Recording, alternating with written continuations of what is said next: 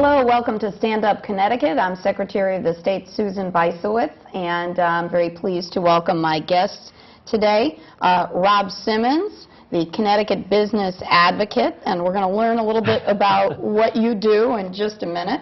Mr. Jules Poirier of Jules Poirier Company, LLC, a home improvement contracting business in Avon, Connecticut, and Cesar Anquillare, certified public accountant who exercises and operates his office in West Haven. And welcome, gentlemen. It's nice to have you all here to talk about some of the challenges that small businesses face. And Rob, let's start with you. Tell us what the Small Business Advocate does, and we have two of your clients right here. Right here. Thank you, Susan, very much for having me on the show. The Small Business Advocate, or the Business Advocate position, was created in the Jobs Bill last year. And when Governor Rell appointed me to the position earlier this year, she said, I want you to cut the red tape and make sense of the alphabet soup. Red tape and alphabet soup. Now, I'm a believer in free enterprise. I think free enterprise is a fundamental value of all Americans, and it's brought more progress and quality of life to human beings than any other economic system. But free enterprise can be inhibited by red tape, and the alphabet soup of state government can be confusing, especially to small businesses. Which is also, by the way, one of the reasons that the Secretary of the State's office, who, of course, is charged with registering businesses, yes, decided to start the Small Business Showcase to get all those agencies in one place, to get people in the financial community together in one place so that small businesses could literally have one-stop shopping, because it can be confusing. We have many state agencies and entities that have something to do with economic development. So you're all about streamlining. You're absolutely correct. I went to the showcase you had out in Waterbury 6 months ago. I liked it so much that I worked with you and Harlan Henry to support the one you recently had in Hartford.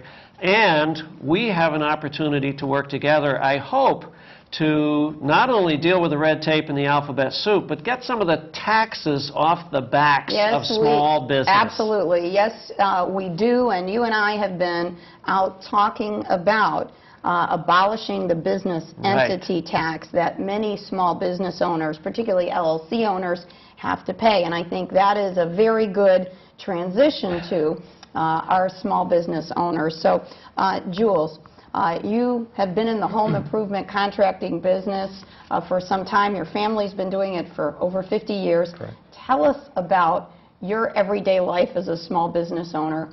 What are the challenges that you face every day? A lot of my challenges are unregistered contractors, you know, low bidding guys like myself that really don't, you know, it's not apples to apples, and homeowners will, if they have a complaint, they have to be with a registered contractor. I try to advise them to go with a registered contractor, and you know, because if you're registered with the Department of Consumer Protection, then if work's not done properly, then you have, as the consumer, you have recourse. Right. And are your competitors who are unregistered, and by the way, many of your competitors who don't register are the ones who are not registering with our office. Correct. They're not paying their taxes. There's not or registration fees. There's not a level playing field. So the Attorney General and I have every year been investigating and trying to ferret out those companies. It's pretty difficult for pricing too. I mean, it's just, you know, people have complaints and then they look for their contractor, they can't find them, and they want a registered contractor to bail them out of their home improvement problem. Now, you do business in the Avon Farmington Valley area.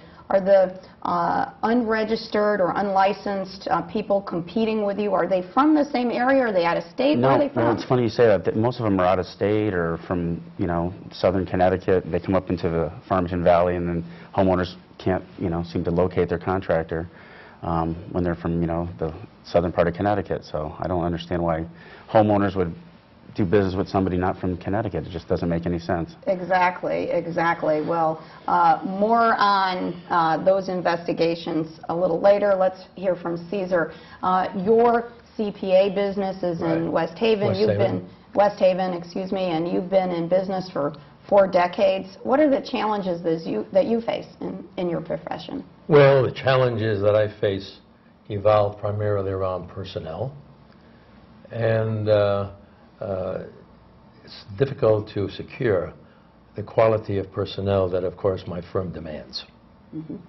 But also, I'm more interested, frankly, in the development of business as part of my practice, which is how I met Harlan.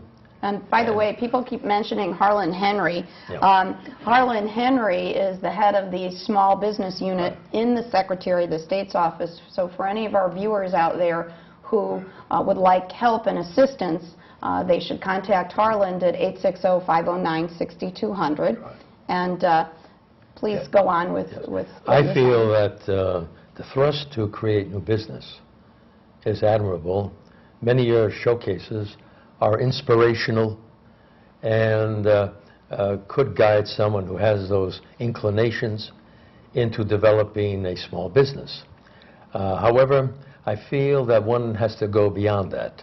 And by the way, I should say the showcases have two goals. One is to assist the entrepreneur who may not have started the business, but they have that good idea, and they're looking for how to make that idea a reality. And then the other goal that we have is to assist the small business who may be operating with 1 or 2 employees and are looking to grow. Right. And I feel that there's just as much a responsibility on the part of the state, should they wish to assume it, to monitor, because a small business requires more than just the inspirational aspect of it. It requires the monitoring. According to your own records, the SBA, the bankruptcies increased by 18% over the previous year. And thousands, about 74,000 businesses closed down. So therefore, I think we have to be concerned with both ends, the creation as well as the existence, to avoid determination. And you know what we're seeing? We are seeing in our office a greater number of people registering, so we are moving forward. At the same time, we are stepping back a bit because we are seeing more business stops, and perhaps some of those are due to bankruptcies, and I know you see that in your practice. We'll go back to Rob, the business advocate. You go around and visit businesses, you tour them. If you had to quantify some of the challenges you think that small businesses face, what would you say? There's several, Susan, and I've made 120 site visits in the last 6 months. I'm averaging about 1 site visit a day because I like to see small business in their location, not in my office. Cost of energy is very important. Access to information for financing, that's the alphabet soup issue, very important. Another reason to come to our showcases. Absolutely. Yep. Regulatory issues and red tape, especially with the Department of Environmental Protection, very confusing. And then, back again to the business entity tax, $250 starting in the year 2002, for what? What does a small business get for that? Nothing. And it's a nuisance tax. It is. And they say, this tax tells me that Connecticut's not interested in small business. So your efforts in that regard, my efforts, I know that the governor is aware of this issue, Governor Rell is aware of the issue. I think there's a groundswell of support to try to move forward, to get that little tax off their backs. Absolutely. It does send a very bad message to business people. That they have to pay $250 in this entity tax, regardless of whether you make money or not. That's right. That's right. And many businesses will have multiple LLCs, and that becomes quite burdensome. Yes. Jules, you've been hearing about some of the challenges that businesses face. If there was one area in particular that you think state government should look at and fix, what would it be? Maybe a little bit more tax relief for the small business person. And which kind of tax relief are you thinking about? Property tax?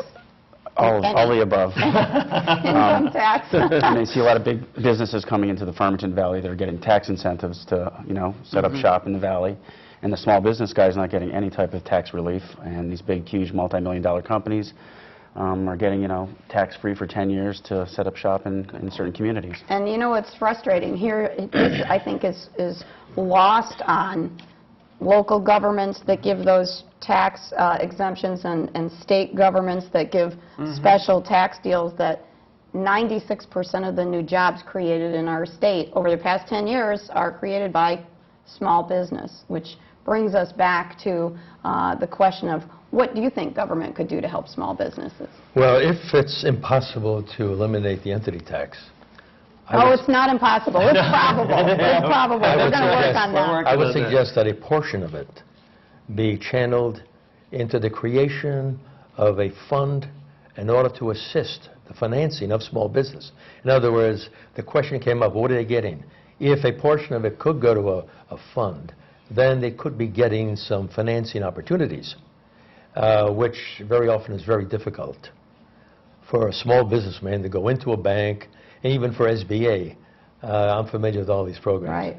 Right. So therefore, if he can, in a sense, self-finance with a portion of that which he might be required to pay anyway, let him get some of that in the form of a return by having an audience that is more in keeping with his wishes. That's a very interesting idea.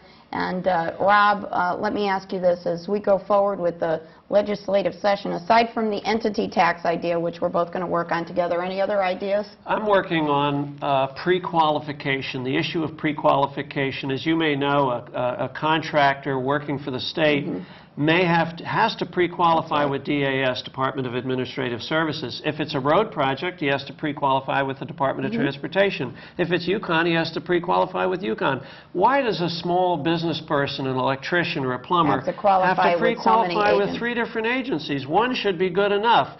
Think of the paperwork. It's 60 pages of paper for each pre-qualification, and they're all different. Agreed. Great point. We'll work on that together. Gentlemen, I want to thank you so much for joining us on Stand Up Connecticut, and we'll be right back.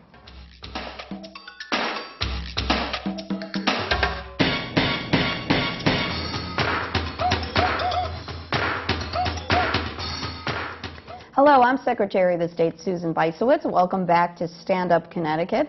And I am here with State Representative Jamie Spallone of Essex, and also Dave Stuber, the president of the University of Connecticut College Democrats. And we're going to be talking about the importance of young people voting in Connecticut and in our country. And I'll tell you, I will never forget coming into work for my very first day on the job as Secretary of the State, and waiting for me on my desk was a report from the National Association of Secretaries of the State saying that 20% of the 20-year-olds vote, but 80% of the 80-year-olds vote. So that became one of my missions as the newly elected Secretary of the State. How can we engage our young people to participate, not only by registering to vote, but by voting and being involved in civic life in Connecticut?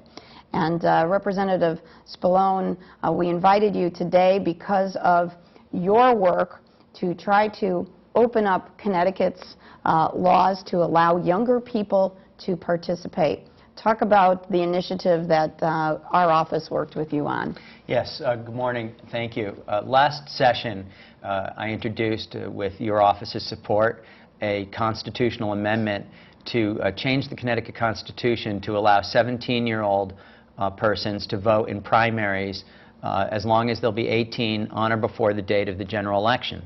And we had some success with that. We started off well with a press conference in which we had a number of young people from around the state come and show their support. We built up a lot of momentum. But being a constitutional amendment, it needs 3/4 support in each chamber to move quickly to a referendum on a November ballot in the next state election. We got 105 votes. We needed 114 in the House to move it quickly. So we're going to try again in February with the next session with the help of people like Dave and other young activists, and make this a law as soon as possible. You know, our office had been very strongly in support of this initiative because for the past several years we had been getting letters from young students in West Haven urging us to bring forward this legislation. And what was different, I think, this past session is young people really rallied around the idea.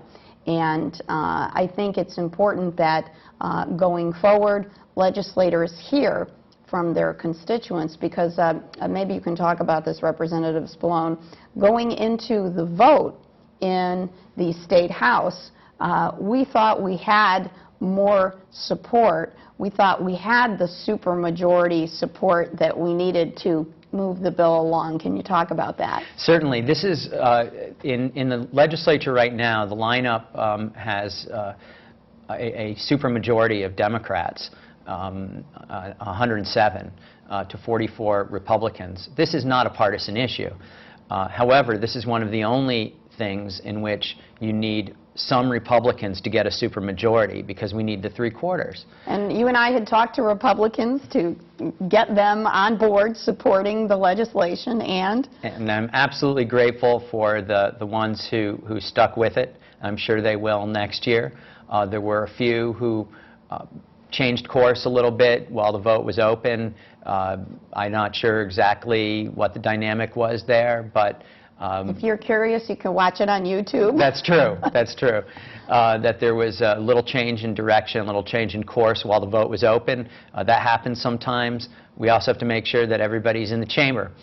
There were some Democrats missing, and we're going to use our skills as whips and counters, and maybe use the help of some activists to make sure that everybody's there that day and knows what's expected, and hopefully we'll get that 114 votes that we need. That's exciting. And Dave, let's go to you. Why is it so critical that young people be involved in the election process? I'll just say for our viewers that I often cite work done by college Democrats in changing the face of the United States Congress. Maybe you can say a few words about that. Oh, sure. It's a great story. We had a lot of success at UConn last year with the 2006 congressional elections. The election in which now Congressman Courtney won a seat over Rob Simmons was one of the closest races in the entire country. He won by a margin of only 83 votes. And we had a huge campaign on campus at UConn to try to turn out more students to vote. We had a large group of people with the college Democrats, and we also had a coalition put together with other groups on campus to try and go out and register as many students to vote as we possibly could. And the amazing part, and I have bragged about your work before my colleagues in our annual meeting, at the annual meeting of the Secretaries of the State around the country, to talk about how you registered 1,600 new voters, and then not only did you register those folks, but you got 900 of them to actually show up at their polling places and vote, which is a huge increase. About 720% increase over the previous midterm election. That's right. Enormous. So I have to believe that the work that you did made the difference in Joe Courtney's Congress race, and putting him over the top and helping to beat a very heavily entrenched incumbent, and that doesn't happen a lot. And so what are you doing on campus as we get ready for the 2008 presidential elections and the February 5th presidential primaries? Well, we're already going out and trying to register students to vote again. Having registered a lot of people last year, we're able to focus this year mostly on freshman students in order to make sure that they're all registered to vote. So we've already begun that process. We've already got hundreds more students registered to vote. And we're also just trying to keep kind of the momentum going out of the 2006 election. We always try to remind students how important that the election was for us. And also beyond that, just how important, what a kind of a large stake that our generation has in the issues that are being discussed right now. With the war that's going on, with the large amount of deficits that are present in the federal government spending, these are things that we're going to have to be paying for decades to come. And so it's important that people my age right now start to get involved in issues and have their say, because the decisions that are made now, whether we participate in them, are critical to your future. Exactly. And you've been talking about some of the issues at the national level that young people should care about. Representative Spallone, you work in our General Assembly, and I know that you keep in close touch with high school students and college students in your area. Why is it important for young people to understand what is happening in the General Assembly and who their state representatives and state senators are? I think it's crucial. So many issues that really affect us all on a daily basis are decided in the General Assembly and also at the local level. But state government is important and often overlooked because there are so many important things going on at the national level. As Dave said, you have war and peace, we have global warming and so forth. But at the state level, we're also dealing with issues like environmental protection, which I know is important to a number of youth voters, the funding and programs and building and construction at our state university system and at the University of Connecticut, the support for that, the support for student loan programs and scholarships, and health care, all of which are very important to young people. Additionally, Dave talked about fiscal issues. We have long-term fiscal issues about how we pay for school and municipal government in Connecticut, which will affect those who choose to stay here, and those are decided at the General Assembly, and I think are important for young people to engage in as well. And this is something that I do every day. I visit high schools across the state. I have visited over 250 schools in Connecticut, and I often try to bring up issues that are being discussed by the General Assembly. For instance, one issue that comes up every few years is, should we make school start times later? Should we start school at 9:30 instead of at 7:30? You know, what do young people think about the regulation of cell phone use while they're driving? Or should we make the driving age 18 instead of 16? And trust me when I tell you, young people have a lot to say about those issues, and I think they often don't realize how many issues legislators are voting on and debating that really affect what they do every day. Tell me about the issues that you think young people should be involved with at the local level, because that's one part of government that we haven't discussed. At the local level, in municipal Right, level. we've just gone through a municipal election cycle. Yeah. Actually, we're still doing recounts right now.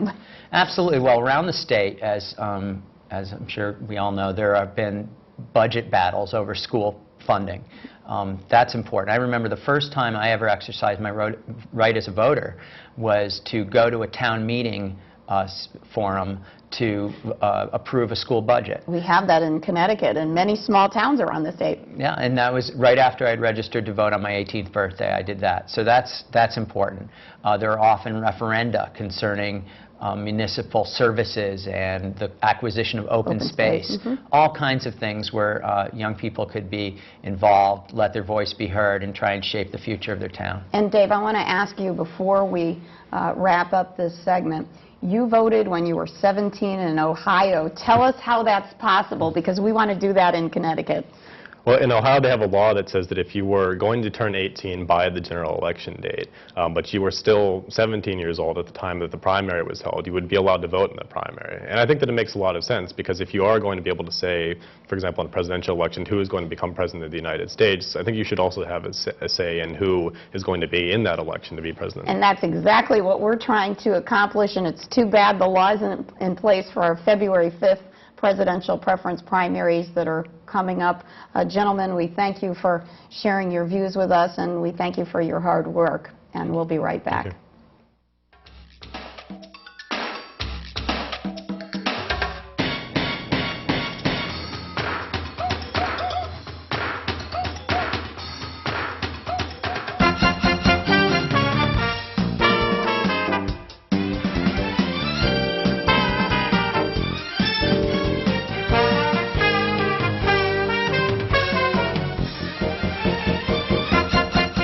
What is your position on the draft, and where is Connecticut on this issue, and how do they feel? Thank you so much for that question about the draft. Throughout our country's history, we have had periods where men could be drafted by our government.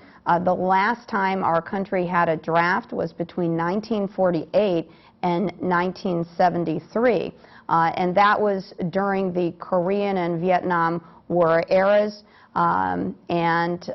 Since then, since 1980, young men between the ages of 18 and 26 have had to register with the Selective Service in case our country did impose a draft. I think that this is a very, very important issue for young people and for everyone in our country, and I would urge voters in Connecticut, as we prepare for our national elections, to research candidates for president, to research candidates for Congress and the United States Senate, because they are the leaders who would vote to impose a draft in our country. And if you would like to participate in our presidential preference primaries in Connecticut, they are coming up on February 5th. And of course, our presidential general election is going to be in November of 2008. So I urge you, if you've not registered, to get out there and register to vote. If you are unaffiliated, you should register with the party that you who is holding the preference primary, because in Connecticut you cannot participate in a primary unless you are registered with a particular party. So again, get prepared to vote in the February 5th, 2008 presidential preference primary. Thank you so much. I would like to know, how did you get involved in politics and what made you choose Secretary of State? Well, thank you for that question. When I was serving in the state legislature, I was the chair of the elections committee for our state, and often my predecessor, Secretary of the State Miles Rappaport, would come before our committee to lobby for changes to our election laws and campaign finance reform, and to open up our primary process. And I got very interested in making our elections in Connecticut fairer and our process more open. So I thought I would love to be Secretary of the State when I learned that Secretary Rappaport was going to be leaving to run for Congress in the 1st District, and this was back in 1998. Also, in my professional life, I had been an attorney, and I would always register companies and do work with the business office of the Secretary of the State's office. I often would make filings in that part of the office, and I had a lot of ideas about how to make it easier for people who are registering businesses with the state of Connecticut. And when I learned that there would be an opening for the Secretary of the State's office, I thought it would be a perfect blending of my past work as a business lawyer and working with the Secretary of the State's office, and as a legislator working on elections issues. And I've been very honored over the past 8 years to be doing the job of Secretary of the State. I thank you so much for your question, and if you would like to email us a question, if you would like to write us with a question or call us, I hope you will contact our office, and we look forward to continuing the conversation. Thank you so much for joining us at Stand Up Connecticut.